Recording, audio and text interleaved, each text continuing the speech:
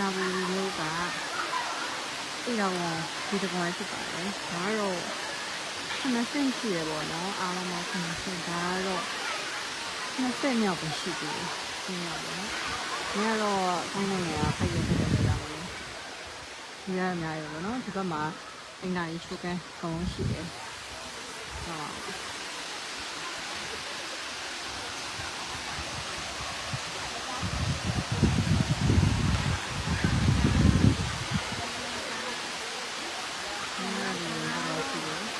ကုန်ဘလို့လဲ ဒီဝဲစားလာဆက်ကြတယ်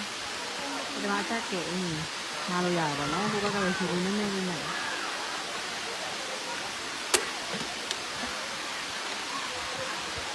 တော့လာပါလေ